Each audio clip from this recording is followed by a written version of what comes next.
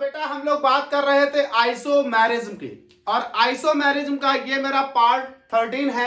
इससे पहले 12 लेक्चर पढ़ाए जा चुके हैं। आप लोग पार्ट 1 से अगर स्टार्ट करेंगे तो आप बेहतर एक आइसोमेरिज्म पढ़ेंगे।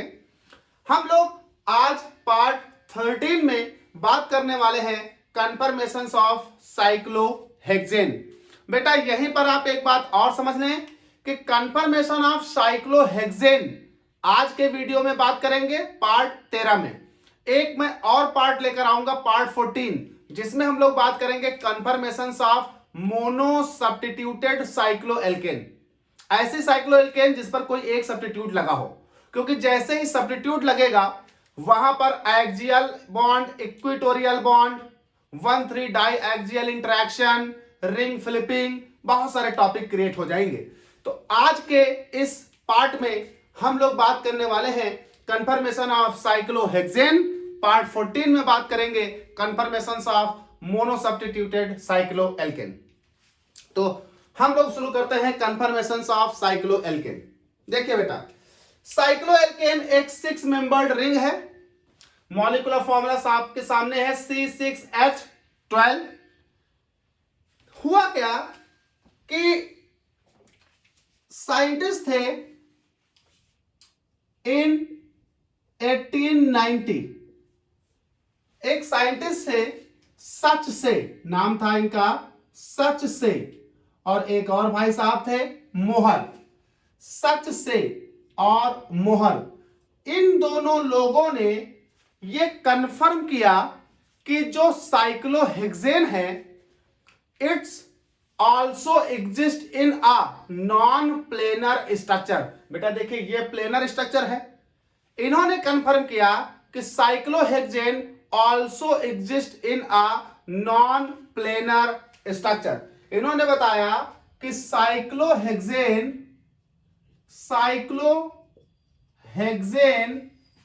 Also exist in two non planar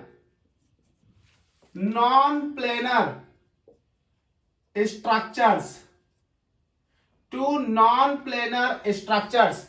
और उन्हें नॉन प्लेनर स्ट्रक्चर्स को ही उन्होंने कहा conformations of cyclohexane. Non planar structures, these are the confirmations of cyclohexane.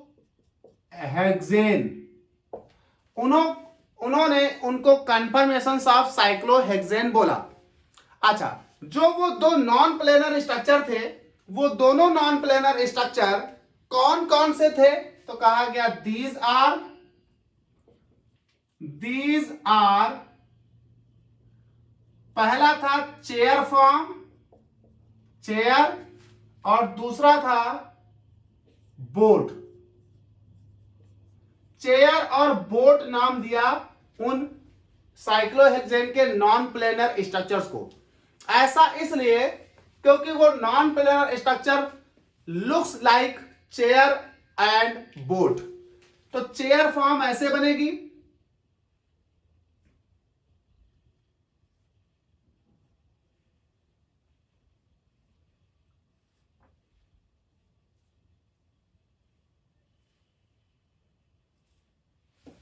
This is the chair. अब आप सोच रहे होंगे ऐसी कौन सी चेयर होती है? लॉन वाली चेयर, लॉन में जो पड़ी रहती, समुद्र के किनारे ना, देखो थोड़ा और अच्छी लॉ बना देते हैं। ये लीजिए दिस, ये हो गई चेयर फॉर्म, और ये हो गया बोट फॉर्म।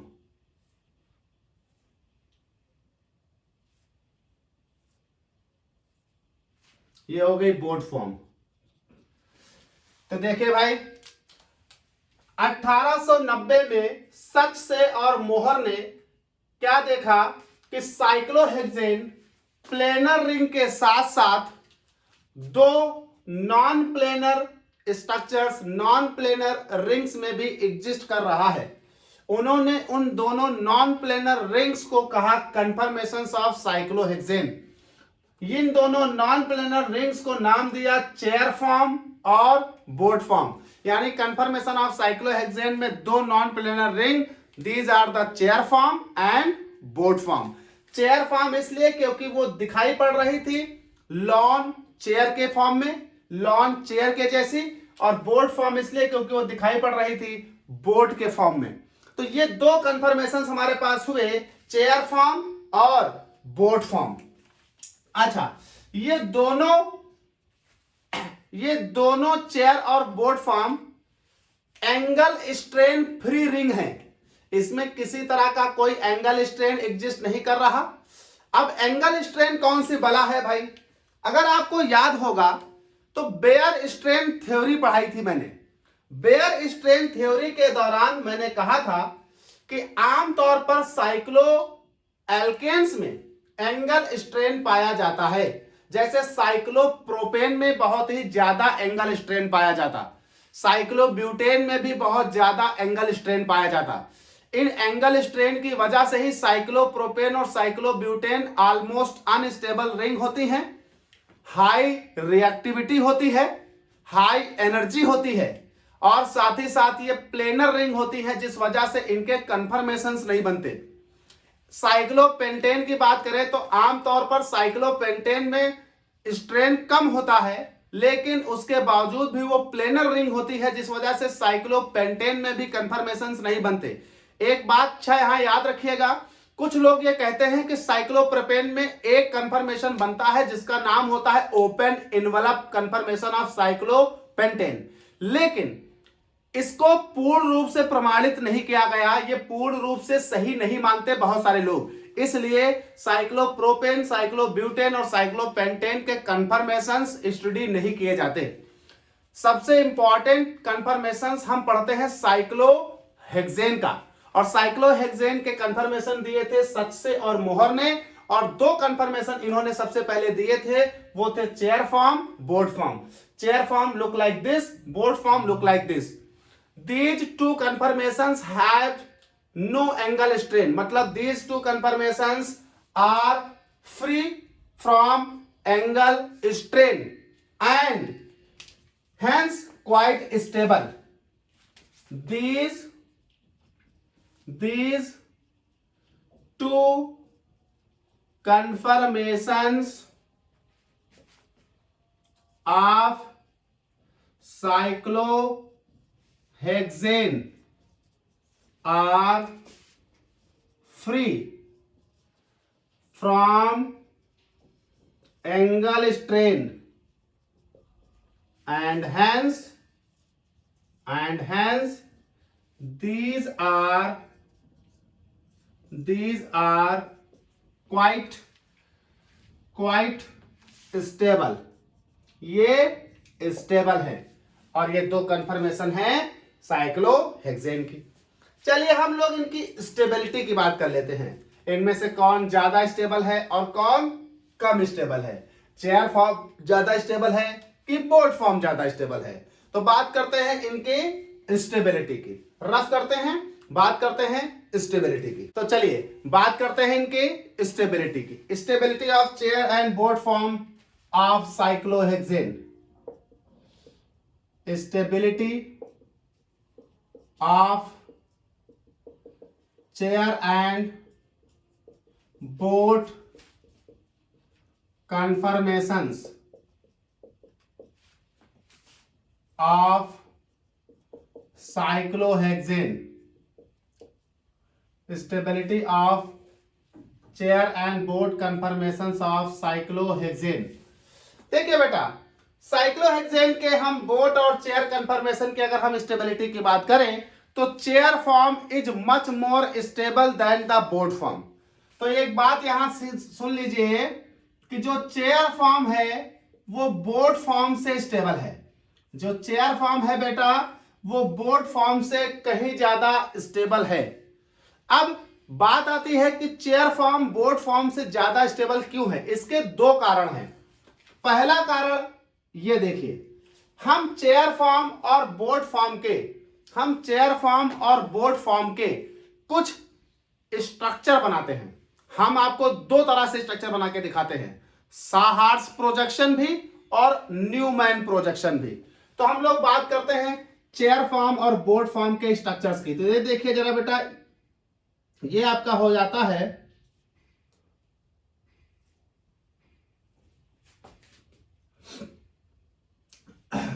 थोड़ा मोटा कर लेते हैं इसको।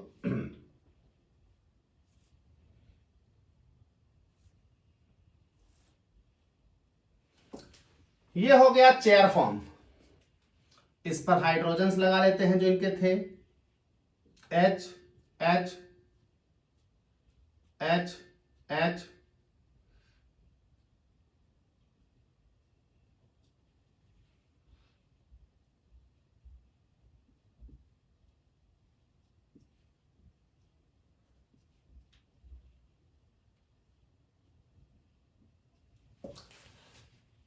अब देखिए जरा, चेयर फॉर्म हो गया और ये मैं बना लेता हूं नीचे बोर्ड फॉर्म।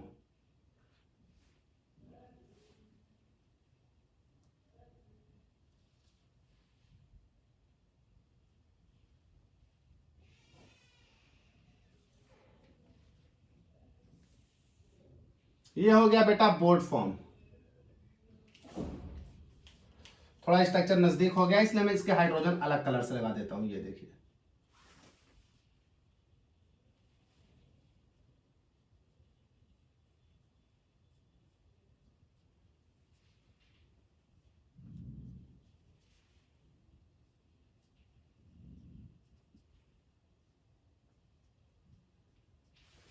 अब देखिए जरा, जो वीवर है वो यहां है।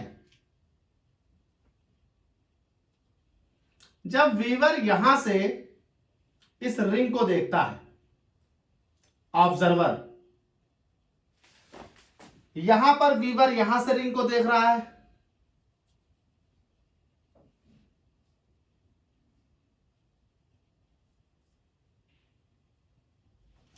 तो जब वीवर यहां से रिंग को देख रहा है, वीवर यहां से रिंग को देख रहा है, तो क्या दिखता है उसे? तो जरा एक चीज मैं इनकी नंबरिंग कर दूं। ये हो गया 1, ये हो गया 2, ये हो गया 3, ये हो गया 4, ये हो गया 5, ये हो गया 6।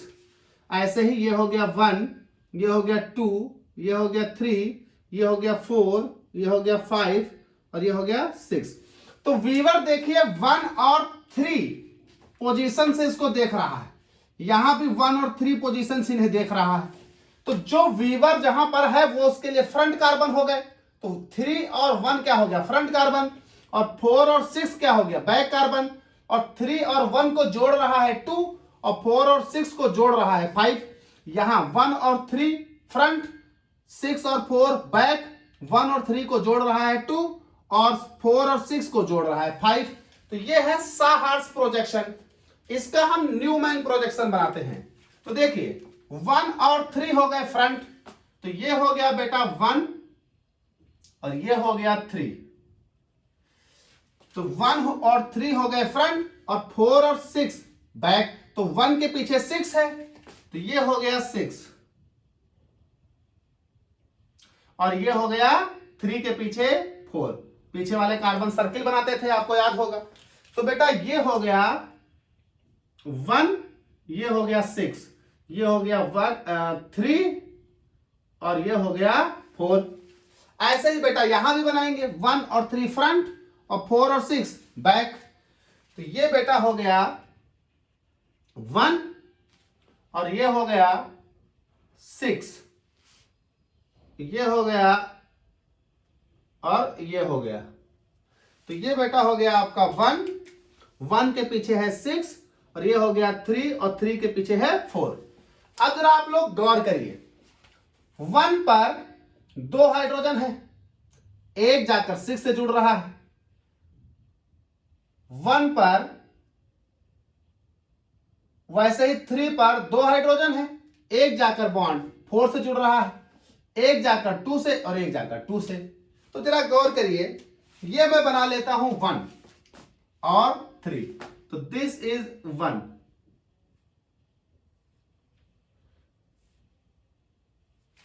अब देखिए 1 और 3 एक दूसरे से जुड़ रहे हैं एक CH2 के द्वारा। तो 1 और 3 एक दूसरे से जुड़ रहे हैं इस CH2 के द्वारा, ये CH2, ये आपका हो गया कार्बन संख्या 2। अच्छा बेटा, यहां भी 1 और 3 जुड़ रहे हैं CH2 के द्वारा, तो ये हो गया 1 और ये हो गया 3, और ये जुड़ रहे हैं एक CH2 के द्वारा, दिस, ये हो गया कार्बन संख्या 2। तो ये हो गया 1 2 3 बैक 4। आप देखिए 4 और 5 भी एक CH2 के द्वारा जुड़ रहे हैं, 4 5 6, 4 5 6 यानी 4 और 6 भी एक CH2 के द्वारा। लेकिन यहीं पर आपको एक बात समझनी है, जब बोर्ड फॉर्म को वीवर यहां से देखता है तो वीवर देखता है कि 3 और 4, 1 और 6 स्टैगर्ड फॉर्म है। स्टैगर्ड इन द सेंस कि 1 पर जहां हाइड्रोजन है 6 पर हाइड्रोजन स्टैगर्ड है, और स्टैगर्ड है मतलब 60 डिग्री का एंगल है।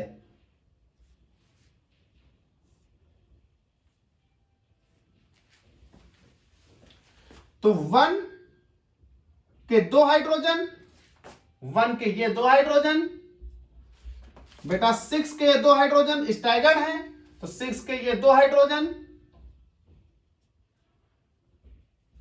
अब 6 जाकर जोड़ रहा है 5 यानी दिस CH2,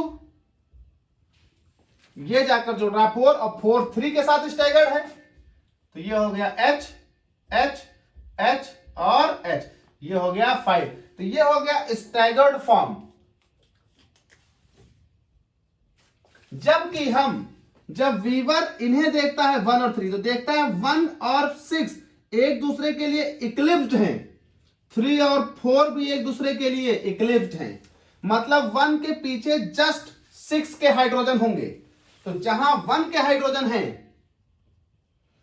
उसी के जस्ट नीचे 6 के हाइड्रोजन होंगे, क्योंकि ये इक्लिप्स्ड फॉर्म है। तो ऑफ कोर्स 3 के नीचे 4 के हाइड्रोजन होंगे,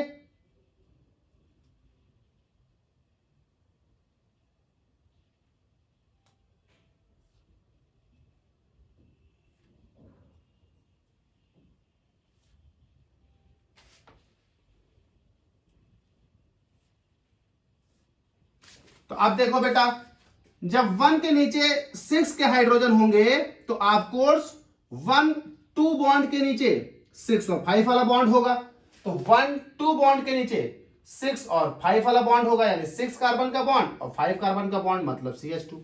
वैसे ही 3 और 4 के हाइड्रोजन अगर एक दूसरे के ऊपर हैं तो 3 और 2 बॉन्ड के नीचे 4 और 5 वाला बॉन्ड होगा, 3 और 2 बॉन्ड के नीचे 4 और 5 वाला बॉन्ड होगा, यानी दिस। तो आप क्या देख रहे हो, ये मेरे पास बोट और चेयर फॉर्म का साहार्स प्रोजेक्शन हो गया, साहार्स प्रोजेक्शन, और ये मैंने यहां पर बना लिया न्यूमैन प्रोजेक्शन।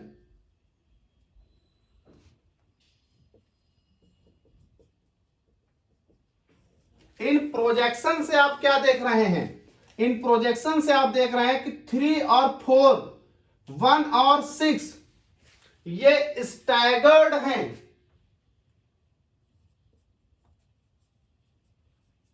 स्टैगर्ड हैं। कौन? C1 C6 C2 C3 C4, C1 C6 C3 C4 ये स्टैगर्ड हैं। जबकि यहां क्या देख रहे हो, C1 C6 C3 C4 eclipsed हैं।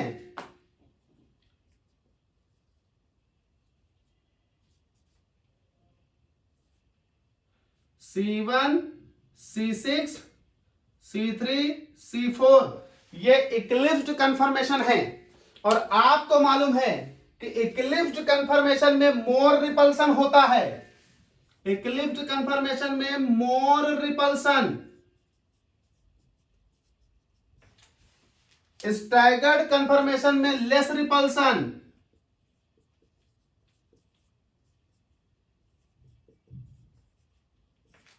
अब मोर रिपल्सन होगा तो बेटा ये लेस स्टेबल होगा। लेस रिपल्सन होगा तो ये मोर स्टेबल होगा। तो ये बात कंफर्म हो गई कि जो चेयर फॉर्म है, ये चेयर फॉर्म थी बेटा, जो चेयर फॉर्म है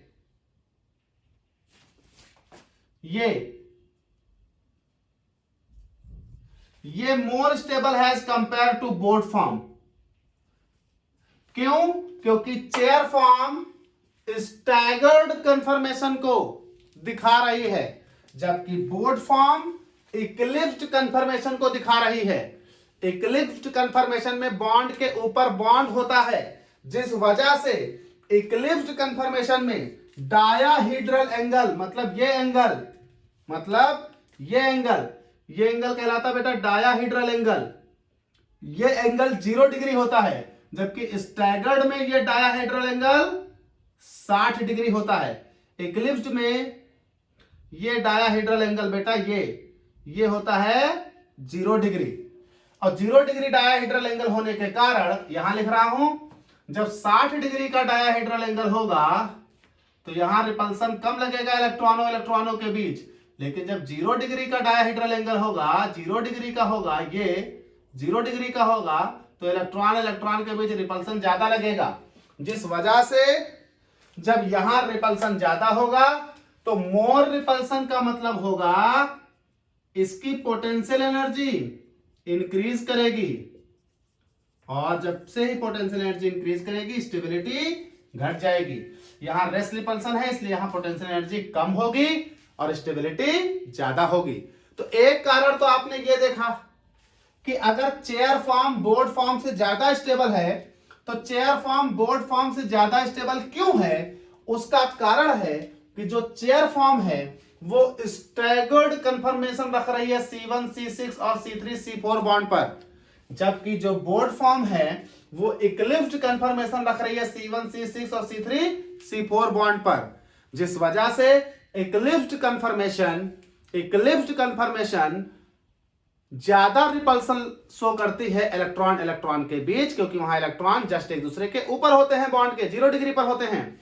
स्टैगर्ड रिपल्सन कम लगाती है क्योंकि वहां इलेक्ट्रॉन 60 डिग्री पर होते हैं, इसलिए स्टैगर्ड फॉर्म की एनर्जी कम होती है, इक्लिप्स्ड फॉर्म की एनर्जी ज्यादा होती है, इसलिए स्टैगर्ड फॉर्म मोर स्टेबल होती है, इक्लिप्स्ड फॉर्म लेस स्टेबल होती है। एक तो ये कारण है, लेकिन हमने आपसे कहा था 2 कारण है, तो चलिए अब दूसरा कारण देखते हैं। तो ये आप देख ले बहुत ध्यान से, इसको रफ करते हैं, बात करते हैं दूसरा कारण क्या है बोर्ड फॉर्म का लेस स्टेबल होने का। तो रफ करते हैं, बात करते हैं बोर्ड फॉर्म के लेस स्टेबल होने का सेकंड कारण क्या है। चलिए तो बात करते हैं कि चेयर फॉर्म और बोर्ड फॉर्म में बोर्ड फॉर्म चेयर फॉर्म से लेस स्टेबल क्यों है, उसके सेकंड कारण की। तो देखिए, अगर हम बोर्ड फॉर्म बनाएं तो ये देखिए फिर से,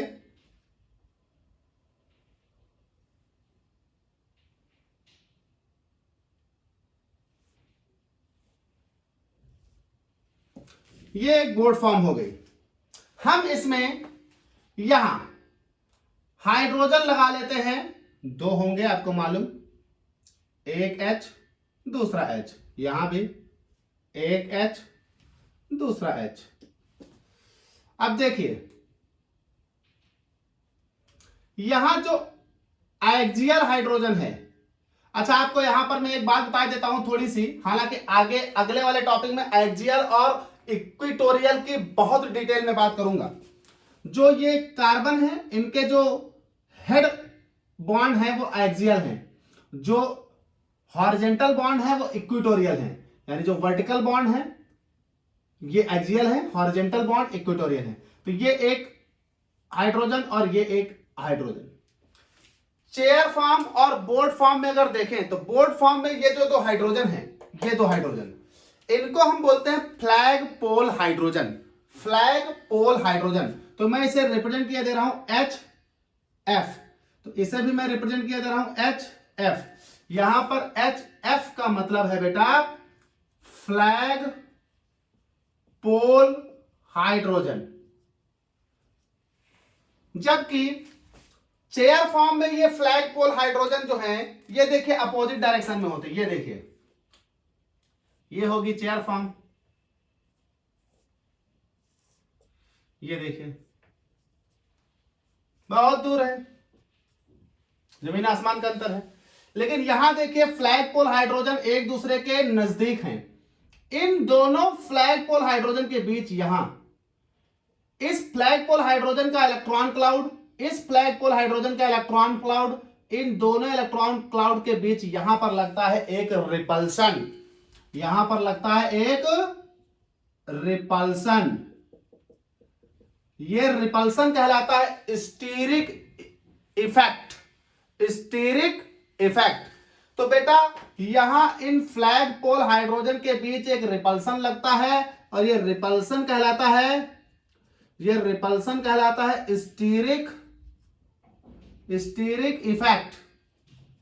और इस स्टीरिक इफेक्ट के कारण ये भाई साहब इसे रिपल करते हैं, ये भाई साहब इसे रिपल करते हैं, तो ये बोल्ट फॉर्म एक्सपैंड करती है।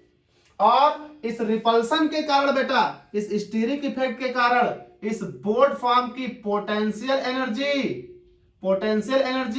इंक्रीज कर जाती है, पोटेंशियल एनर्जी इंक्रीज कर जाती है। और जब इसकी पोटेंशियल एनर्जी इंक्रीज कर जाएगी तो बेटा ये हाई एनर्जी हो जाएगा, हाई एनर्जी रिंग हो जाएगी। और हाई एनर्जी रिंग हो जाने का मतलब ये लेस स्टेबल होगी as compare to chair form. तो बेटा दूसरा कारण यह है कि जो बोर्ड फॉर्म है उस बोर्ड फॉर्म में जो फ्लैग पोल हाइड्रोजन है, उन फ्लैग पोल हाइड्रोजन के बीच एक स्टीरिक इफेक्ट लगता है, एक रिपल्सन लगता है, जिस रिपल्सन के कारण वहां पर उन चेयर की या बोट की एनर्जी राइज कर जाती है, जिससे उसकी स्टेबिलिटी घट जाती है। इस तरह का कोई रिपल्सन चेयर फॉर्म में नहीं होता।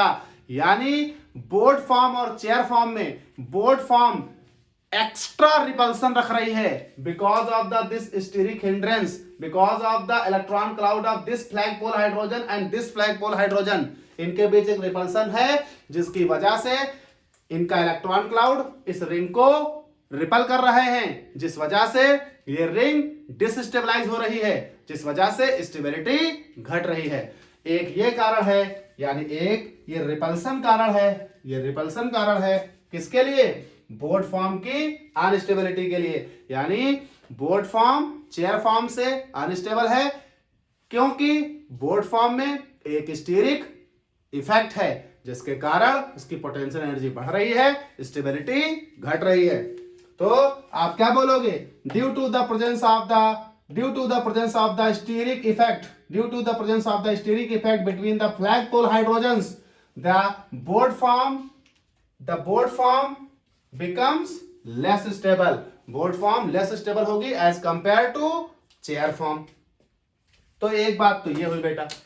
अब एक बात सुनिएगा, देखा क्या गया कि जब बोट फॉर्म चेयर फॉर्म में कन्वर्ट होती है या चेयर फॉर्म बोट फॉर्म में कन्वर्ट होती है, तो बोट फॉर्म का चेयर फॉर्म या चेयर फॉर्म का बोट फॉर्म में कन्वर्ट होने के दौरान दो और स्ट्रक्चर्स प्राप्त होते हैं जिनको बोलते हैं twist boat and half chair.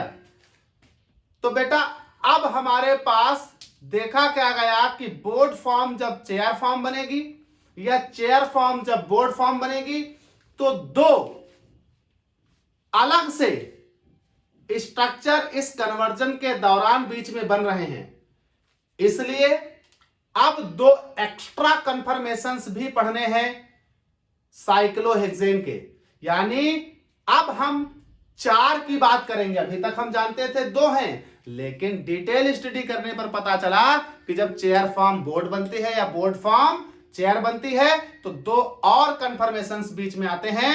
इसलिए साइक्लोहेक्सेन के अब 2 और पढ़े तो 2 वो 2 ये, यानी 4 कन्फर्मेशन।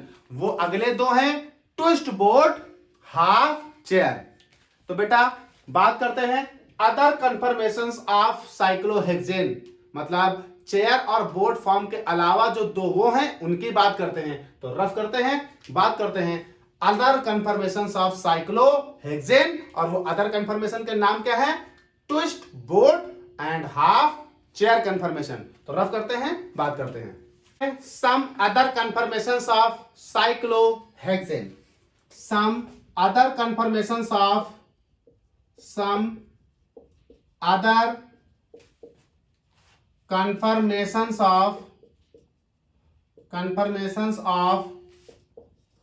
cyclohexane, और वो अदर कन्फर्मेशंस कौन कौन से भैया? तो वो हैं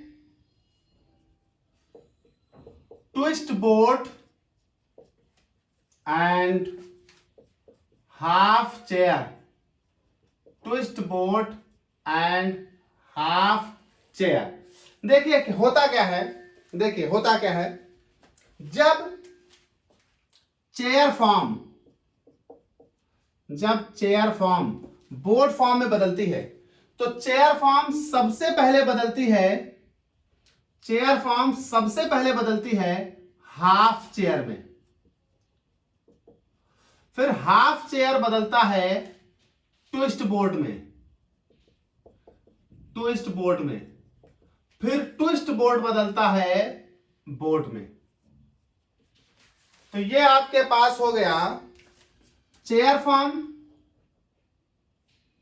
ये आपके पास हो गया चेयर फॉर्म,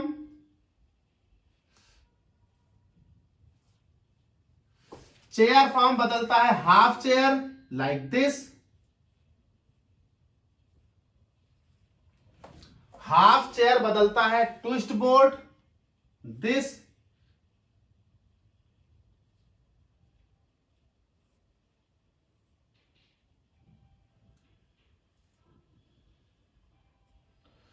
ट्विस्ट बोट बदलता है बोट में दिस। तो बेटा जब हम चेयर फॉर्म को बोट फॉर्म में कन्वर्ट करते हैं, तो जब चेयर फॉर्म बोट फॉर्म में कन्वर्ट होती है तो चेयर फॉर्म का बोट फॉर्म में कन्वर्ट होने के दौरान यहां पर एक और कन्फर्मेशन बनता है हाफ चेयर, फिर एक और कन्फर्मेशन बनता है ट्विस्ट बोट, फिर जाकर बनता है बोट। वैसे ही जब बोट फॉर्म को चेयर फॉर्म में कन्वर्ट करते हैं तो बोट पहले कन्वर्ट होती है ट्विस्ट बोट, फिर ट्विस्ट बोट कन्वर्ट होता है हाफ चेयर, फिर हाफ चेयर कन्वर्ट होता है चेयर फॉर्म में। अच्छा, एक बात आप समझिए कि चेयर और बोट फॉर्म में तो हम जानते हैं चेयर की स्टेबिलिटी ज्यादा है एज कंपेयर टू बोट। तो यहां पर अगर हम स्टेबिलिटी की बात करें तो ये कंफर्म है कि चेयर फॉर्म ज्यादा स्टेबल है बोट से, पीछे हम पढ़कर आए हैं चेयर फॉर्म ज्यादा स्टेबल है बोट से। लेकिन अगर हम इन चारों के कंपेयर करें तो क्या होगा? अगर हम इन चारों के कंपेयर करें तो क्या होगा? तो जरा यहां देखिए बेटा, चेयर और हाफ चेयर के अगर हम कंपेयर करें, तो बेटा चेयर और हाफ चेयर में इसको मैं एक मिनट के लिए मिटा लेता हूं। चेयर और हाफ चेयर में चेयर फॉर्म मोर स्टेबल है, चेयर फॉर्म हाफ चेयर से मोर स्टेबल है, हाफ चेयर से मोर स्टेबल है। कारण क्योंकि हाफ चेयर में torsional strain, ring strain, angle strain etcetera strain पाए जाते हैं। और आप ये जानते हैं कि ये भैया स्ट्रेन फ्री रिंग होती है, मतलब इसकी पोटेंशियल एनर्जी लो होगी और इन स्ट्रेन्स के कारण इसकी पोटेंशियल एनर्जी बहुत हाई होगी। इवन इन चारों में सबसे ज्यादा हाई पोटेंशियल एनर्जी इसी की है। इसका मतलब इन चारों में कंपेयर करेंगे तो सबसे लो यही है। तो चेयर फॉर्म और हाफ चेयर में चेयर फॉर्म मोर स्टेबल और हाफ चेयर लेस स्टेबल। वैसे ही इन दोनों में जरा कंपेयर करें तो जरा गौर करिएगा, एक कहानी है। जब बोट फॉर्म और ट्विस्ट बोट को कंपेयर करते हैं तो देखिए होता क्या है। बोट फॉर्म में फ्लैग पोल हाइड्रोजन के बीच रिपल्सन हो रहा था। बेटा जब बोट फॉर्म ट्विस्ट बोट बनती है तो फ्लैग पोल हाइड्रोजन रिपल्सन के कारण एक दूसरे से दूर जाते हैं। जब फ्लैग पोल हाइड्रोजन रिपल्सन के कारण एक दूसरे से दूर जाते हैं तो यहां पर क्या होता है कि ये मूव अपार्ट, ये हाइड्रोजन एक दूसरे से दूर जाते हैं। और जब बोट फॉर्म चेयर फॉर्म बनती है तो बोट फॉर्म में फ्लैग पोल हाइड्रोजन जितनी दूरी पर होते हैं, ट्विस्ट बोट में फ्लैग पोल हाइड्रोजन उससे दूर जाने की कोशिश करते हैं और दूर जाते हैं। जैसे जैसे ये फ्लैग पोल हाइड्रोजन दूर जाएंगे, इनके बीच जो स्टीरिक स्ट्रेन लग रहा था वो घटेगा, और स्टीरिक स्ट्रेन घटेगा इसका मतलब बोट फॉर्म जब ट्विस्ट बोट बनेगी तो स्टेबलाइज करेगी खुद को। इसलिए अगर हम ट्विस्ट बोट और बोट में कंपेयर करें तो ट्विस्ट बोट ज्यादा स्टेबल होती है बोट से। क्यों? क्योंकि बेटा बोट में स्टीरिक इफेक्ट काम करता है। किनके बीच? फ्लैग पोल हाइड्रोजन के बीच stearic effect flag pole hydrogen के बीच। लेकिन जैसे ही वो ट्विस्ट बोट बनती है तो रिंग खिंचती है, इन हाइड्रोजन्स के बीच दूरी घटती है, ये समीप आते हैं, ये एक दूसरे के समीप आते हैं, और ये वाले हाइड्रोजन एक दूसरे से दूर जाते हैं। और जब ये हाइड्रोजन एक दूसरे से दूर जाएंगे तो इन्हीं हाइड्रोजन के बीच तो स्ट्रेन था, जब ये दूर जाएंगे तो स्ट्रेन घटेगा, और स्ट्रेन घटेगा तो बेटा स्टेबिलिटी बढ़ेगी, यानी बोट फॉर्म से ज्यादा स्टेबल है ट्विस्ट बोट। अब जरा देखिए, बोट फॉर्म से ज्यादा stable twist boat, chair form और हाफ चेयर में चेयर फॉर्म ज्यादा स्टेबल। तो अब अगर इन चारों की कंपेयर करें तो इन चारों की कंपेयर करने पर क्या प्राप्त होता है, मैं यहां लिख रहा हूं, इन चारों की कंपेयर होने पर क्या प्राप्त होता है कि चेयर फॉर्म सबसे ज्यादा स्टेबल है, चेयर फॉर्म के बाद ट्विस्ट बोट क्योंकि इसमें भी कोई स्ट्रेन नहीं है, उसके बाद बोट क्योंकि उसमें एक ही स्ट्रेन है, अब भैया फिर ये हाफ चेयर, इसमें बहुत सारे स्ट्रेन हैं, फिर ये हाफ चेयर। तो ये हो गए कन्फर्मेशंस ऑफ साइक्लोहेक्सेन। कितने conformations? 4, chair, twist boat, boat और हाफ चेयर। साथ ही साथ ये कन्फर्मेशंस ऑफ साइक्लोहेक्सेन के चारों फॉर्म्स की क्या हो गई? स्टेबिलिटी। अच्छा एक बात समझिए, अगर ये स्टेबिलिटी का order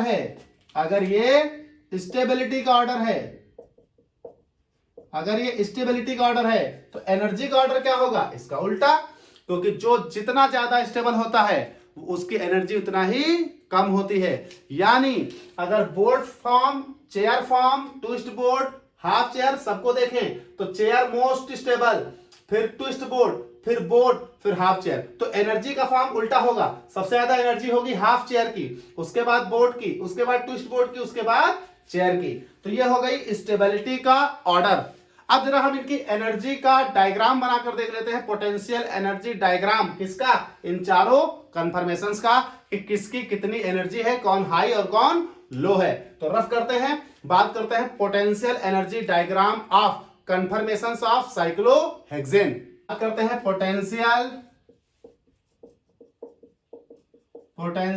energy of conformations of cyclohexane.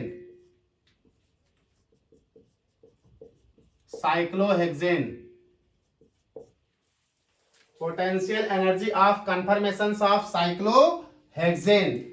देखिए बेटा, ये मैं बना लेता हूं डायग्राम, फिर बात करते हैं। ये हो गया पोटेंशियल एनर्जी,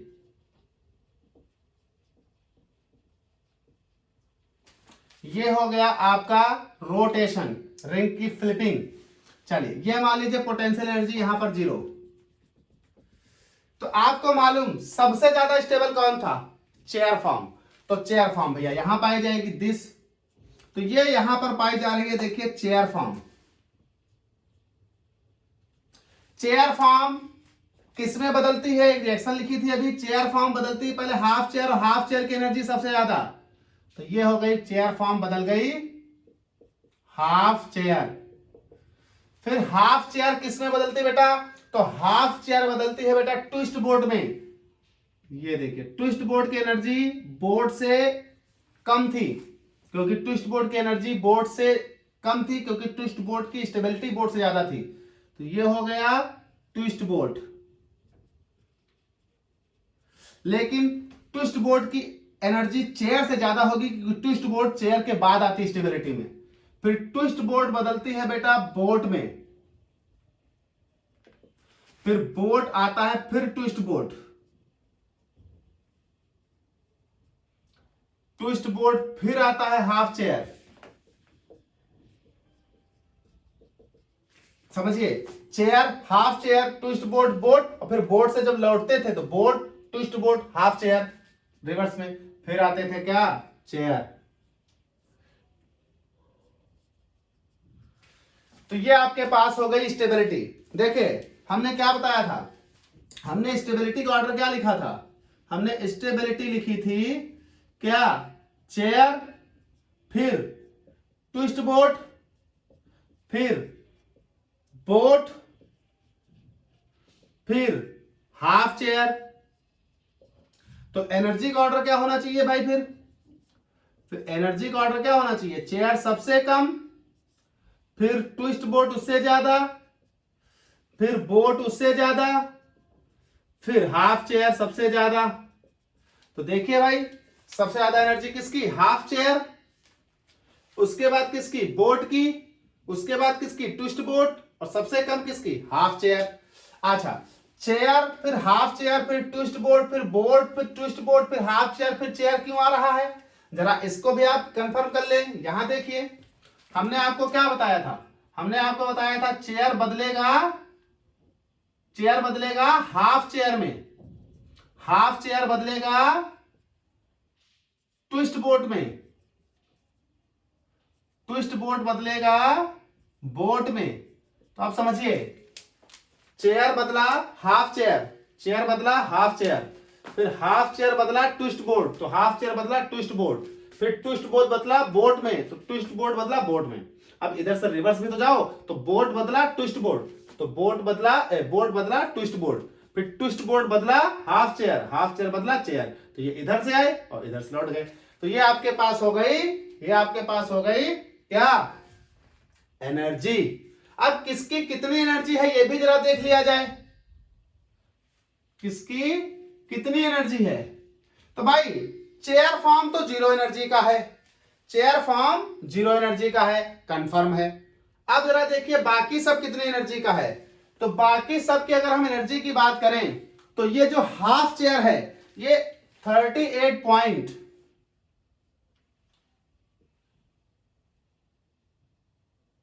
38.46 किलो जूल पर मोल है।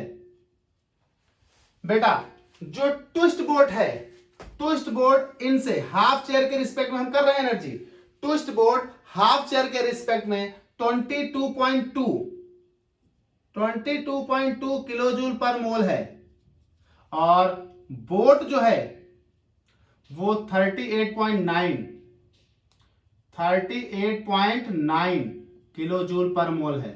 तो आप समझिए सबसे ज्यादा स्टेबल चेयर फॉर्म की जीरो मान ली, तो चेयर फॉर्म से ज्यादा एनर्जी किसकी, ट्विस्ट बोर्ड की, कितनी ज्यादा, 22.2। फिर ट्विस्ट बोर्ड चेयर फॉर्म से बोर्ड की 38.9, और चेयर फॉर्म से हाफ चेयर की 38.4, 38 नहीं है बेटा 28 है, 28.9, और इनकी 38.46। अच्छा, अब इनके बीच का डिफरेंस निकालना चाहो, बड़ा आसान है, 28.9 से 1 घटा दो। ऐसे ही इनके बीच का निकालना चाहो 38.46 से 22 घटा दो। इनके बीच का निकालना चाहो तो बेटा 38.46 से 28.9 घटा दो, डिफरेंस आ जाएगा। तो ये हो गई एनर्जीज किसकी, डिफरेंट कन्फर्मेशंस ऑफ साइक्लोहेक्सेन।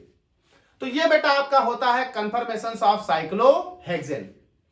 अगला जो पार्ट हमने आपसे अभी लेक्चर की शुरुआत में कहा था, पार्ट 14, पार्ट 14 में हम लोग बात करेंगे conformations of mono substituted cyclohexane. Most important, क्योंकि मोनो सब्स्टिट्यूटेड साइक्लोहेक्सेन में हम साइक्लोहेक्सेन में एक सब्स्टिट्यूट लगा देंगे। सब्स्टिट्यूट लगाते ही पूरी कहानी में बहुत जमीन आसमान का हेरफेर हो जाएगा। सब्स्टिट्यूट लगाते ही वहां बहुत सारे नए रिपल्सन क्रिएट हो जाएंगे। 1,3 di axial repulsion, axial bond, equatorial bond, ring flipping and so on, बहुत कुछ पढ़ाऊंगा मैं वहां। तो कंफर्मेशन ऑफ सब्स्टिट्यूटेड साइक्लोहेक्सेन बात करेंगे पार्ट 14 में।